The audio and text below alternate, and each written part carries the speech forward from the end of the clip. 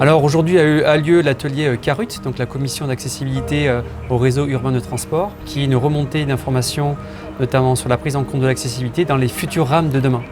L'idée pour ces collectivités, ce n'est pas de faire un copier-coller du matériel roulant qu'on a aujourd'hui dans notre parc et d'acheter les mêmes rames, mais au contraire d'améliorer de manière continue à chaque achat, je dirais toutes les fonctions techniques et en particulier celle de l'accessibilité. Quand on est amené à dessiner une nouvelle rame de tramway, on s'attache bien sûr à énormément d'importance sur la fonctionnalité, le service qu'elle va rendre, l'utilité qu'elle a au quotidien et bien sûr le cœur du travail, c'est de les rendre accessibles à tous et de prendre en compte bien évidemment tous les besoins spécifiques. Les systèmes de transport en commun, pour beaucoup de personnes à mobilité réduite, c'est leur seul moyen de déplacement. Elles n'ont pas d'autre alternative. L'atelier de rencontre avec les personnes à mobilité réduite d'aujourd'hui nous a permis de voir leur vie au quotidien, de comprendre les problèmes qu'elles rencontrent et de faire remonter toutes les attentes particulières parce qu'il faut vraiment vivre le handicap pour s'en rendre compte. C'est pour nous fondamental de les rencontrer, de les écouter et d'échanger. Alors, en tant que designer, l'accessibilité universelle est primordiale dans le sens où elle permet à tous de pouvoir utiliser le métro dans les meilleures conditions possibles.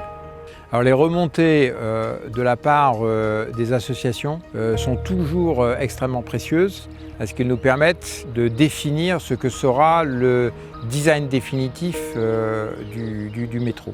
Et il y a des détails que l'on n'a pas forcément vus et que eux, de par leur handicap, voient tout de suite. Par exemple, de noter que les personnes déficientes visuellement préfèrent que tout ce qui est équipement d'urgence soit traité non pas totalement affleurant comme on souhaite le faire au design souvent, mais plutôt en applique parce que ça leur permet au toucher de repérer les différents équipements.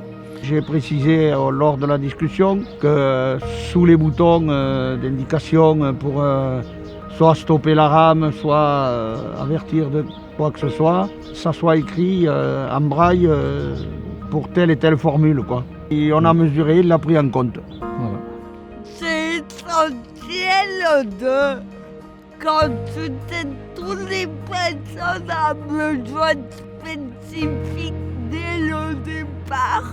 Comme ça, on entend leurs besoins et leurs attentes et le projet avance avec nous. À titre personnel, un designer travaille l'humain. Il travaille des produits, des services, mais à destination du bien-être du passager. Donc il est important aussi d'avoir ce type de réunion, ce type de présentation avec des utilisateurs, les principaux utilisateurs du métro de Toulouse. Je trouve que l'échange a été très très constructif et puis qu'on est tombé sur des gens qui sont à l'écoute. Moi quand je ne connaissais pas les gens comme vous avant, alors, quand je voyais un chauffeur, je me disais mais est-ce que vous pouvez faire remonter ça, que c'est vraiment formidable. C'est un progrès mais considérable, considérable.